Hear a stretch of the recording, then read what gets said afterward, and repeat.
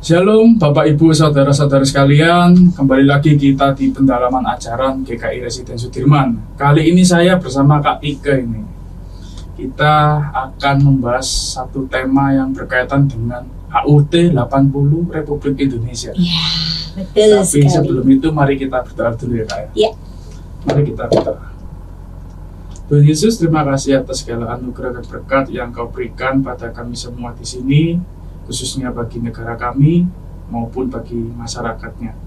Kiranya kami sebentar lagi akan membahas terkait dengan pendalaman ajaran, kiranya Engkau yang berikan hikmat kebijaksanaan bagi Kak Ike ataupun bagi pendengar, supaya kami bisa menerapkannya dalam kehidupan sehari-hari. Inilah doa yang kami naikkan, hanya dalam nama-Mu kami telah berdoa. Amin. Amin. Oke Kak Ike, Ya. kita akan membahas tentang bangga jadi orang Indonesia. Betul. Temanya hari ini. Ya. Tema ini berangkatnya itu ya, kalau saya pelajari latar belakangnya itu karena ada hashtag atau tagar Indonesia Gelap, Nah. peringatan darurat, kabur aja dulu. Ya, betul. Ya. Yang juga apa ya, istilahnya pemuda remaja zaman sekarang itu, kalau saya lihat ya, saya amati, mereka itu hanya memakai tagar tapi tidak tahu maksud dari tagar. Jadi kayak ikut-ikutan ya. Ikut-ikutan doang. Makanya harus kita bahas. Dan Betul. kita harus kembalikan lagi, apakah kita masih bangga jadi orang Indonesia? Pertanyaan pertama Kak Tika. Iya, gimana Fer pertanyaannya? Kalau menurut Kak Tika, apa artinya bangga jadi orang Indonesia?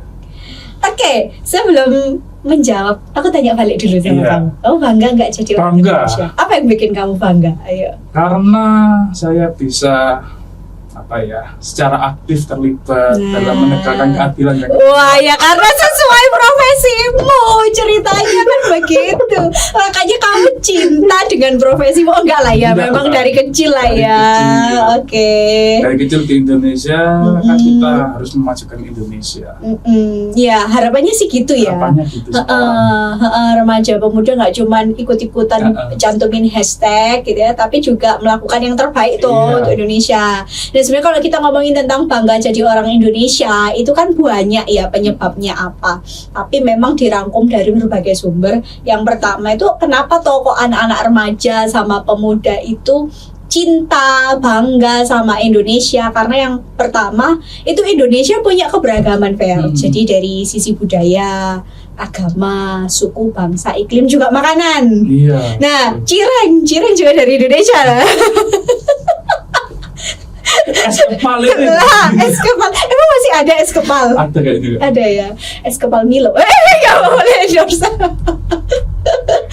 Iya, cireng, rujak cingur kan nggak ada di luar negeri ya. Tapi nggak tahu anak-anak sekarang doyan rujak cingur nggak? Seblak itu dari Indonesia. Oh iya, seblak. Remaja itu juga seblak kan? Iya, tapi aku sih nggak suka. Oke, nah itu ngomongin soal makanan ya, ciri khas keunikan Indonesia. Nah, di sisi lain yang apa ya, yang umum banget itu dilakukan oleh anak-anak itu soal keberagaman budaya, Fer. Nah, keberagaman budaya mulai dari tradisinya, keseniannya, pakaiannya, adat istiadatnya. Kan dengan beragam itu kan, dengan beragam budaya itu kan salah satunya kan potensinya jadi sumber wisata ya, tempat wisata. Nah, itu yang menarik untuk dikunjungi. Terus berikutnya, zamanmu dulu waktu TK, SD, SMP sering pakai pakaian adat nggak waktu Sering. momennya? Nah, itu. Jadi di sekolah-sekolah itu kan sering pakai itu, pakai budaya, pakai baju-baju ada. Terus di momen-momen tertentu ada penampilan dari daerah tertentu gitu loh. Nah, itu makanya kan meskipun Indonesia itu beda-beda sukunya, bangsanya, suku dan bahasanya, tapi kan tetap bahasa pemersatu bahasa Indonesia. Nah, itu jadi keberagaman Indonesia ya. Terus yang kedua, karakternya orang Indonesia. Emosian enggak? Ampun netizen. Termasuk enggak emosian? Iya, mungkin gini kali ya, yang di TikTok ya, mungkin ada beberapa medsos kayaknya yang banyak kesorot itu yang emosinya ya. Emosinya kayaknya. Padahal kan karakter yang lain juga ada toh. Ada. Ya Sering kan. menyapa, Ramah. ramah. berprestasi di berbagai event internasional itu. Yang positif yang banyak kan? Banyak, cuman kadang biasalah orang itu apa itu namanya suka menampilkan yang negatif. Karena kan untuk itu konten. Iya, Ya. menaikkan engage. Iya, ya makanya kan jiwa sosial ramahnya kan masih ada. Makanya aku lihat walaupun anak-anak remaja, pemuda sekarang nih orang bilang individualistis, buktinya mereka juga masih berteman kok, masih ada gotong royong kok gitu loh ya kan. Ketika teman mereka aja misalkan kesusahan atau apa, mereka geraknya kan lewat sosial kan, lewat medsos kan, kumpulin dana itu atau lewat aplikasi-aplikasi tertentu. Nah itu. Jadi kalau dibilang individualistis banget kok rasanya enggak ya, karena karakter orang Indonesia kan tetap ramah gitu ya. Terus bangga sama sejarahnya bangsa Indonesia.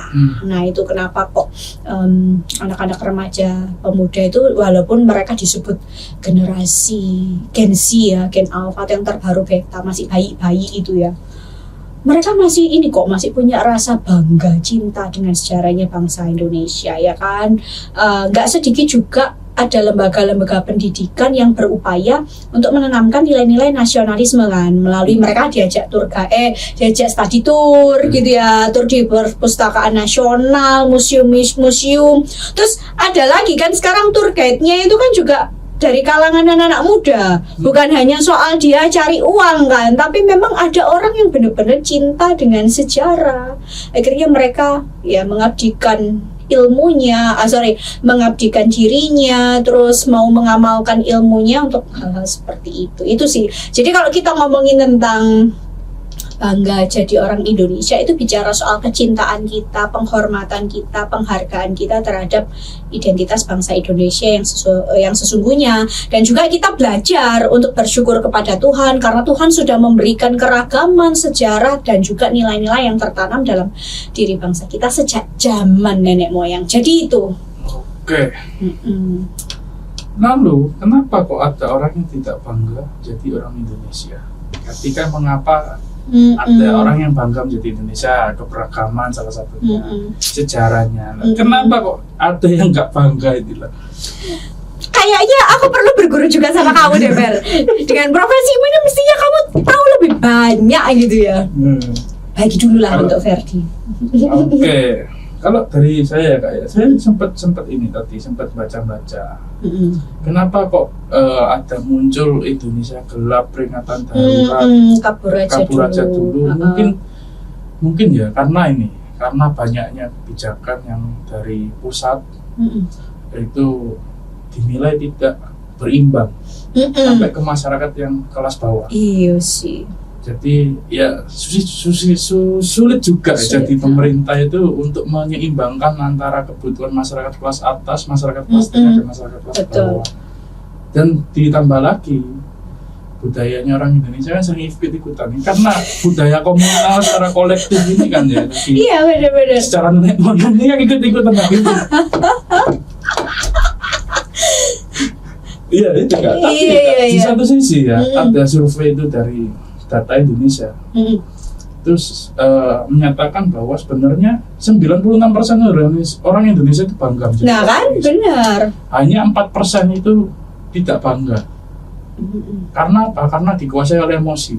Iya, balik lagi emosi ya. Terus ambisi gitu ya. Keserakahan, tidak puas sama apa yang diterima. Nah kalau dari ketiga apa Kak? Jangan saya semua, nanti saya bicara. Loh kan kita saling berbagi ceritanya, saling melengkapi lah. Ya kan begini, kalau kita ngomong tentang orang yang nggak bangga jadi Indonesia, kalau dibilang 100% apakah benar? Saya rasa kok enggak ya. Karena gimana pun juga kalau mereka nggak bangga, ngapain KTP-nya WNI? Iya kan, logikanya gitu aja simpelnya. Cuman gini, nggak bisa dipungkiri kalau setiap orang tuh kan ingin hidup yang makmur, damai sejahtera, layak di negerinya sendiri. Tapi kan setiap negara itu punya pergumulan masing-masing, atau lebih tepatnya saat ini itu jiwa nasionalisme itu lagi dipertaruhkan dalam diri generasi muda. Budaya barat, budaya asing itu masuk ke negara kita yang jelas-jelas yang jelas-jelas jauh banget perbandingannya gitu dengan negara kita gitu. Sebenarnya sangat positif sih ya, sangat positif karena negara kita ini jadi negara yang terbuka dengan pengetahuan, wawasan baru ya, kurikulum yang baru kan ya masukkan di sekolah-sekolah, terus juga pengetahuan yang baru, teknologi itu kan ada masuk gitu loh, dan itu juga mempengaruhi pola pikir anak-anak remaja dan pemuda. Mikirnya nggak sempit tapi sudah jangka panjang ya kan. Misalkan nanti aku kalau sudah SMA, jangankan SMA, masih SMP aja sudah mikir nanti SMA mau di mana, kuliahnya mau di dalam negeri atau luar negeri, terus kerjanya di mana, mau magangnya di mana, itu sudah sampai ke situ kan.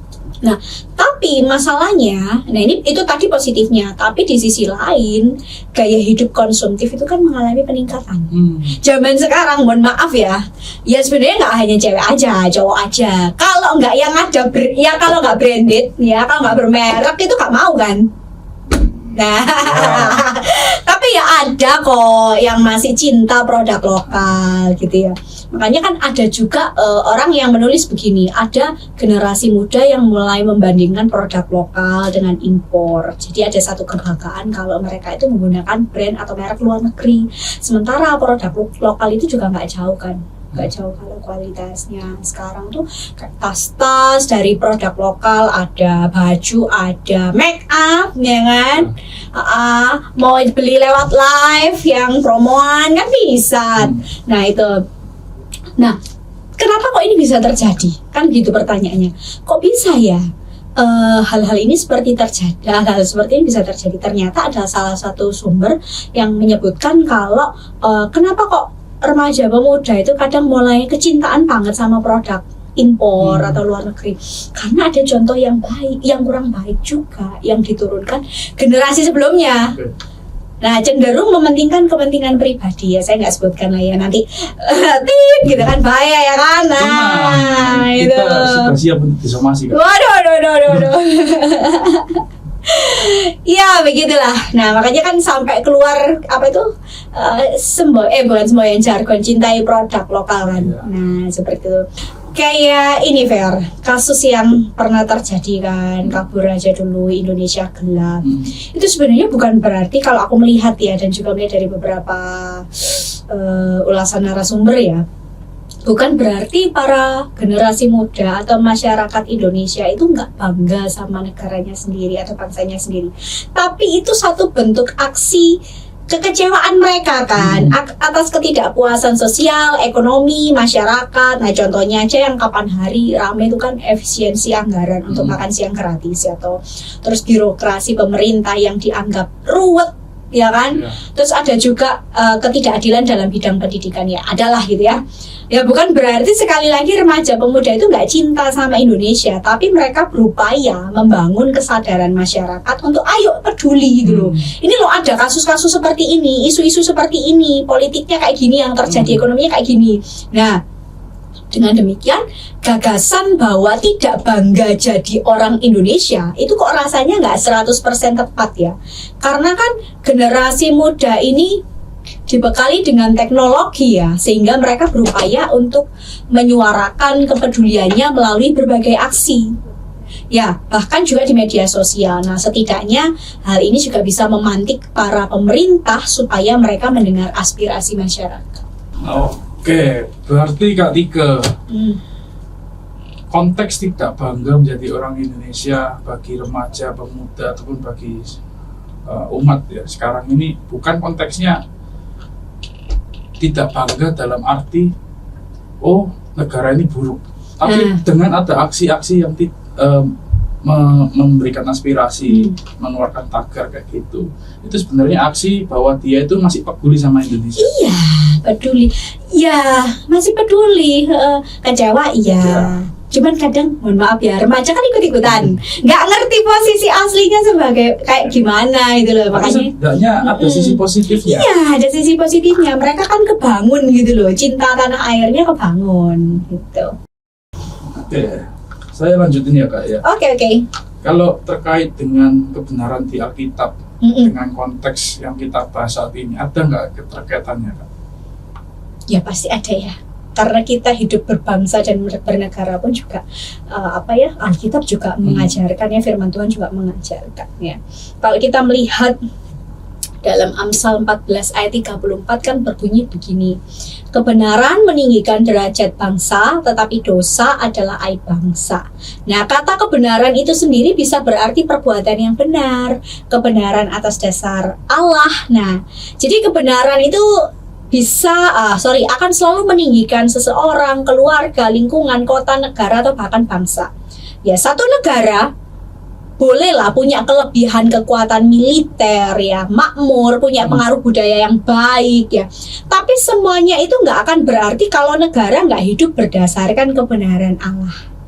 Nah, ketika satu negara punya pemerintahan yang adil, mendukung masa depan bangsanya, memelihara, melindungi warganya, nah ini jadi kehormatan yang baik nih bagi bangsa itu sendiri dan menjadi persembahan yang harum buat Tuhan. Tapi kalau satu bangsa menolak kebenaran, memilih dosa, nah itu ya bikin malu bangsanya kan. Nah, pada akhirnya Amsal 14 ayat 34 itu mengingatkan kita betapa pentingnya kita semua orang beriman, bukan hanya remaja pemuda ya, tapi semua orang beriman ya.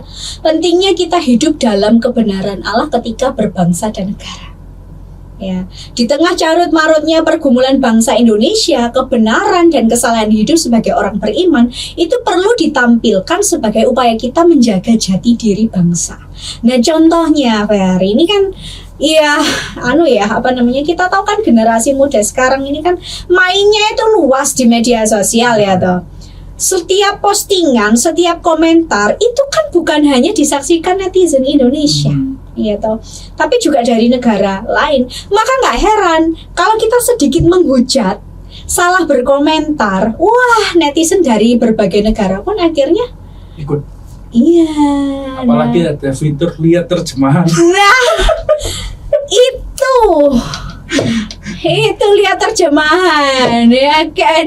Nanti saya ini kadang heran ya, maksudnya ada ya, nggak semua ya, kadang ada netizen yang entah memang iseng atau cari perkara atau cari followers ya, akhirnya dia memberikan komentar-komentar yang satir, negatif gitu ya, dan itu dikomen oleh netizen yang lain gitu loh. Akhirnya kan jadi perang gitu loh. Dia itu bikin malu kan kalau seperti itu. Nah, itu oleh karena itu Bapak Ibu Saudara gitu ya, diperlukan kebijaksanaan dan kehati-hatian dalam menjaga identitas bangsa. Jangan sampai ya hal sederhana dalam hal bermedsos saja itu bisa mempermalukan bangsa kita. Gitu.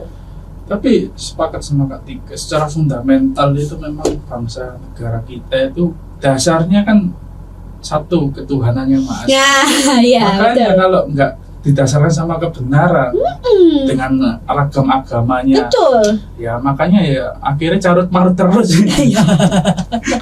Benar, masuk akal Kak? Masuk akal ya. Nah terus Kak, bagaimana sebenarnya sikap dari remaja atau pemuda sendiri yang bisa dilakukan supaya kita ini remaja atau pemuda atau umat Tuhan yang mendengar dalam acara ini tetap mempunyai jati diri sebagai warga negara Indonesia. Ya. Kita ya konteksnya orang beriman ya. Ya karena kita ini ngomongin ini ya.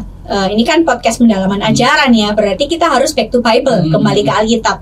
Nah, aku mau kasih beberapa contoh. Yang pertama, kita bercermin dari tokoh Yonatan, anaknya Saul, dalam 1 Samuel 20 ayat 30 sampai 34. Nah, ya jadi satu hari itu kan ada perjamuan makan bersama ya, Fer ya. Daud itu diundang.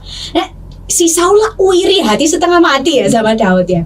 Tapi Daudnya kan mengikat perjanjian persahabatan dengan Yonatan. Nah, Daud itu nggak hadir, pesen sama Yonatan, yo aku nggak bisa datang nih karena mau menengok saudara-saudaraku. Nah, Saul yang dengar hal itu kan marah. Ya kan? Karena pikirnya kalau Daud bisa datang kan bisa dibunuh. Nah gitu loh. Nah Saul marah gitu loh. Tapi nggak jadi ya, nggak jadi. Karena si Daud nggak jadi datang gitu loh. Akhirnya apa? Yang jadi sasaran Yonatan ya. Yonatan terlukai hatinya. Yonatan sorry ya dimaki-maki dengan kata-kata yang nggak pantas. Lu anak jalang gitu kan. Nggak perempuan jalang. Saya gini tak haluskan ya, tak perhalus ya. Dibilang gini, dasar anak perempuan jalang. Tapi kalau dihaluskan gini, dasar anak kurang ajar. Gitu dia aja. Dibilang anak kurang ajar membawa petaka buat ibumu gitu loh. Nah, terus kemudian yang kedua, Yonatan dianggap sebagai pemberontak karena dia sangat mengasihi Daud, sahabatnya yang belani gitu ya. Terus yang ketiga, nah ini parah polisi menurutku. Yonatan mau dibunuh Saul dengan dilempari tombak, tapi untungnya nggak kena gitu ya. Nah, Yonatan kalau lihat perbuatannya Saul itu sebenarnya sedih. Ya, sedih. Posisinya Yonatan itu nggak muda. Dia anaknya Saul. Kemudian dia juga jadi bagian dari Israel. Dia juga sahabat Daud. Gak enak posisi ini di berbagai peran gitu ya. Tapi yang namanya seorang anak, dia tetap menunjukkan bakti dan hormatnya untuk Saul. Seorang raja yang kondisinya lagi sumpek ya kayak gitu tuh. Nah, menariknya lagi, itu juga dilakukan Yonatan sampai akhir hidupnya. Kalau Bapak Ibu Saudara perhatikan dalam 1 Samuel 31 ayat 1 sampai 2, itu kan ada peperangan ya. Yonatan gak punya pilihan lain untuk tidak ikut berperang. Nah, ternyata pada akhirnya nama yang tertulis mati dalam perang di ayat kedua dari 1 Samuel 31 itu Yonatan.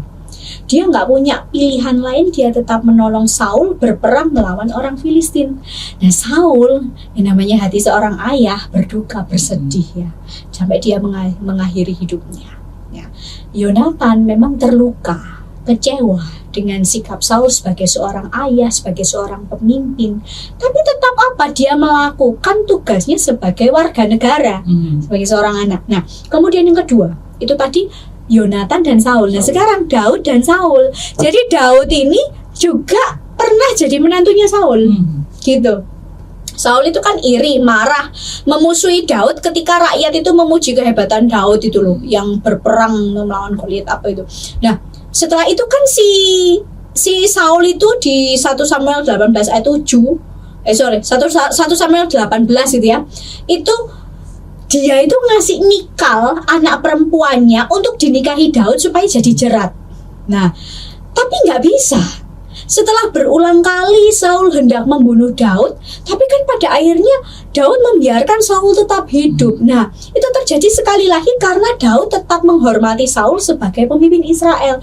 Meskipun sebenarnya kan Daud sendiri sudah diurapi jadi raja.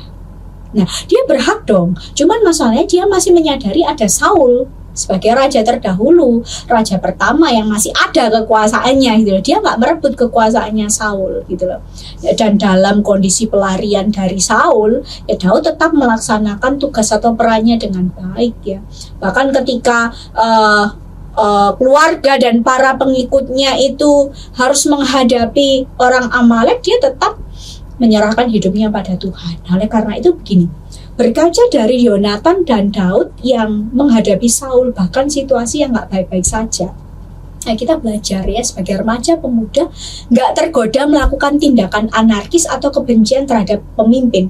Ya, perubahan itu nggak dilakukan dengan kekerasan atau mungkin saja terlalu banyak mengeluh, terlalu banyak mengkritik. Karena saya mengakui ada kalanya jiwa seorang remaja atau pemuda itu suka mengkritik tanpa solusi, menghakimi tapi tanpa solusi. Kita perlu ingat bahwa masa depan kita, kebahagiaan kita, itu kita yang tentukan.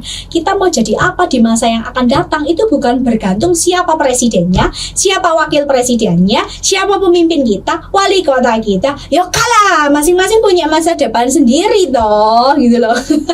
Bener gak? Iya, masa depan kita yang tentukan, gitu loh. Kita mau jadi apa? Mau jadi dokter kek, mau jadi apalah, desainer deh. Itu kita kan ya yang tentukan kita sendiri. Ya karena itu perubahan yang dimulai dari diri sendiri.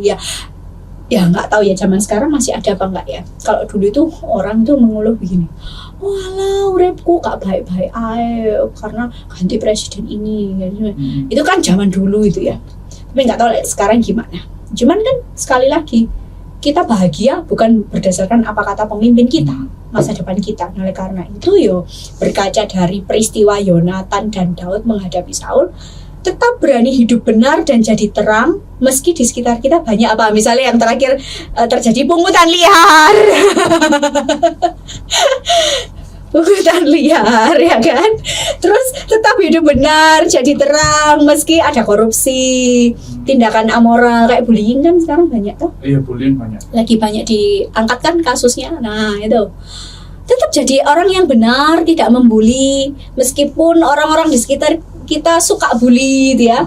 Tolak budaya kemalasan, istilah sekarang kan mager, tolak kecurangan sejak dini. Hidup jujur lah, lurus-lurus saja. Jangan nyontek. Nah, sekarang kan nyontek macam-macam ya. Bisa langsung dari Google, ChatGPT, ya sangat membantu memang.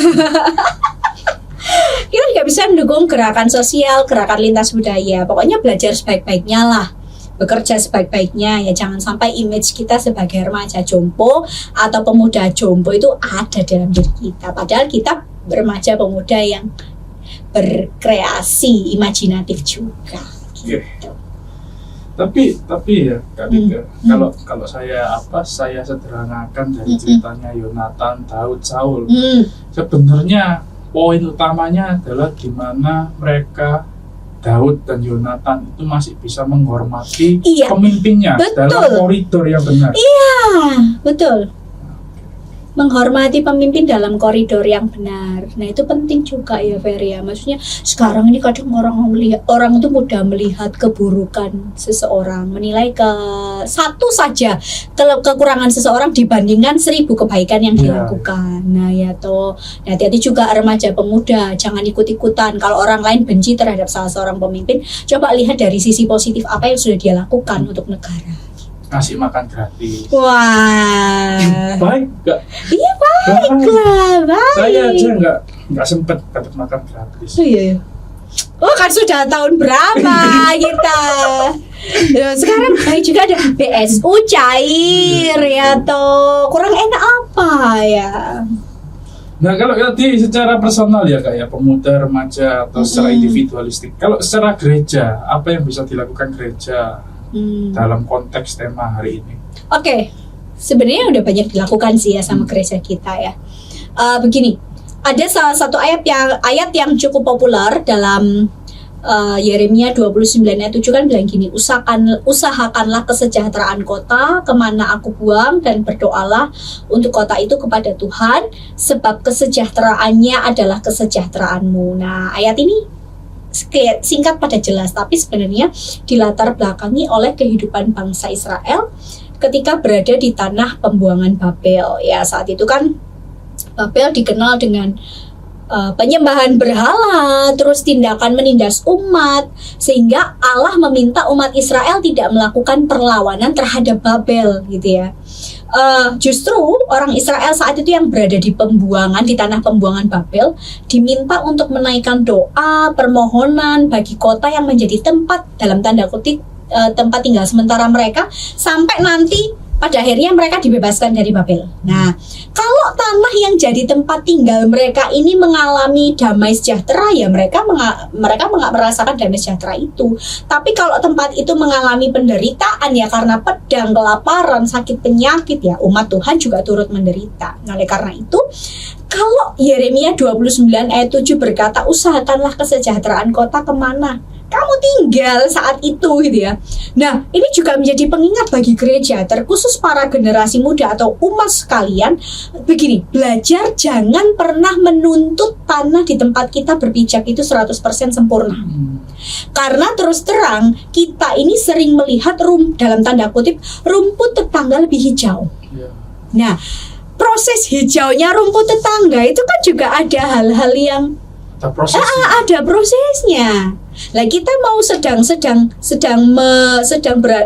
ingin punya rumput yang hijau, prosesnya juga berbeda. Nah, oleh karena itu gereja dipanggil untuk membawa damai sejahtera bagi sekitar, bukan hidup untuk diri sendiri. Dan sekali lagi gereja dipanggil keluar, ya kita hidup bukan untuk diri kita sendiri, tapi itu orang-orang di sekitar kita. Kita nggak boleh terus-menerus menoleh kembali kepada kegagalan yang pernah terjadi pada bangsa kita, tapi kita terus berbenah mengupayakan yang terbaik bagi generasi mendatang ya. Misalnya kayak nantilah kalau Tuhan izinkan ya kan, wacana pemerintah, programnya pemerintah ya 2045 itu generasi emas kalau Tuhan izinkan terjadi ya gitu.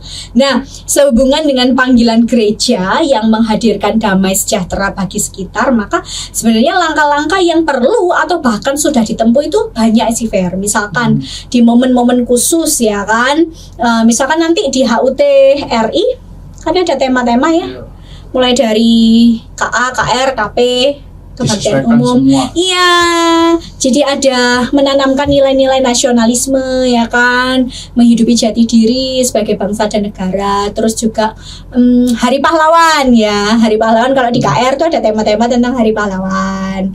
Terus apa lagi ya? Ya pokoknya banyak sih itu tema-tema khusus di momen khusus kemerdekaan RI. Terus acara lintas agama kayak yang pemuda lakuin itu apa namanya? On the road ya. Rencana lagi kapan bentar lagi? Oktober ya.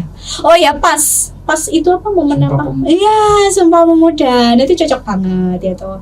Terus nah ini applause juga untuk basar-basar yang dilakukan oleh apa tuh? Biasanya panitia bulan keluarga ya, yang menampilkan produk UMKM sehingga remaja dan pemuda kenal produk lokal, belajar cinta produk lokal.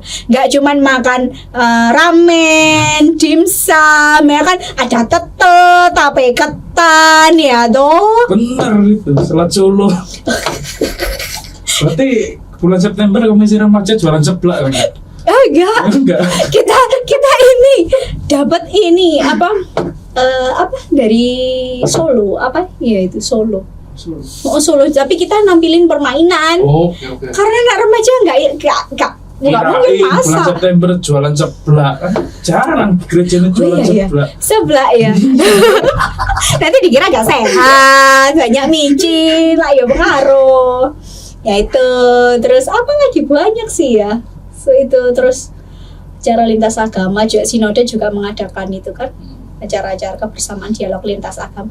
Masih banyak sih sebenarnya. Terus juga ini berbagi dengan orang-orang di sekitar kita. Ya, Paksos ya.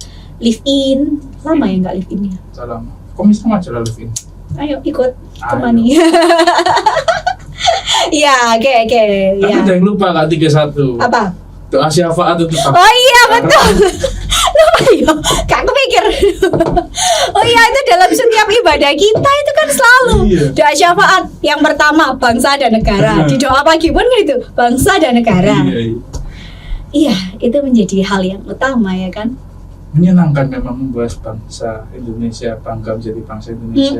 Apalagi Kak ya, plot twistnya itu adalah ini podcastnya kan tampil di 15 Agustus. Iya. 15 Agustus ada momen bersejarah. Ingat nggak Kak? Itu nggak sih persiapan Jepang menyerah. Iya. Jepang menyerah Terus dan akhirnya ada gontok-gontokan antara golongan tua, golongan muda. Akhirnya kan untuk mempersiapkan proklamasi di Rengas Dengklok ya kalau nggak salah. Iya. Cocok ini temanya. Cocok. Memang Tuhan sudah menghendaki bahwa pendalaman ajaran ini itu untuk pemuda, remaja, golongan tua diresut ini untuk bersatu. Iya bersatu, tidak mau diadu. Bisa aja kita ini bikin podcast ini. Iya ya, banyak plot twist juga ya ternyata ya. Aku baru nggak loh ini nanti tampilnya 15 Agustus ini. Iya. Oke, terima kasih Kak Tika. Terima kasih Uraiannya yang sangat jelas dan terukur kalau saya menangkap. Enggak yang bertele-tele. Biasanya kan kalau bahas bangsa negara ini kan bertele-tele ini orang-orang. Jujur aja, karena kan kalau kita dapat materi bela negara, kenapa harus mencintai Indonesia, kan mesti bertele-tele ini. Tapi hari ini secara singkat terukur dan jelas. Ya semoga jadi berkat lah ya, mengingatkan remaja pemuda untuk cinta bangga Indonesia, cintai produk lokal. Produk lokal dan ingatlah bahwa semua dasarnya itu di kebenaran. Betul, kebenaran itu di atas segalanya. Oke Kak Tika, bisa ditutup dengan doa. Yuk, mari kita bersatu dalam doa ya. Bapa di surga, kami mengucap syukur untuk kebaikan Tuhan. Terima kasih di bulan Agustus ini kami juga diberikan kesempatan untuk memperingati kemerdekaan Republik Indonesia. Kami bersyukur Tuhan memberikan kami kesempatan untuk menjadi bagian dari Indonesia. Oleh karena itu, ampuni kami kalau mungkin kami sering mengutamakan kekecewaan, kebencian kami terhadap hal-hal yang tidak menyenangkan ke hati kami. Ketika kami melihat satu perintah, satu hukum, atau bahkan mungkin suatu hal yang sempat kami dengar di media sosial maupun dunia nyata, tapi biarlah pada hari ini kami diingatkan bahwa sebagai remaja dan pemuda, dimanapun kami tinggal, di tanah tempat kami berpijak, biarlah kami tetap mengusahakan kesejahteraan, dan kami juga boleh melakukan perubahan yang dimulai dari diri kami, sehingga bangsa dan negara kami terus bergerak maju. Ampuni kami kalau mungkin kami sering menoleh pada kegagalan-kegagalan yang terjadi, tapi biarlah kami mau merangkai masa depan kami bersama dengan Tuhan, karena kebenaran Tuhan adalah dasar kami dalam berbangsa dan negara. Terima kasih, di dalam nama Tuhan Yesus kami berdoa. Amin. Amin. Sekali lagi terima kasih Kak. Terima kasih juga Verdi. Bapak Ibu saudara-saudara sekalian, sekian dulu pendalaman ajaran pada episode kali ini. Sampai bertemu di pendalaman ajaran yang berikutnya. Tuhan Yesus memberkati.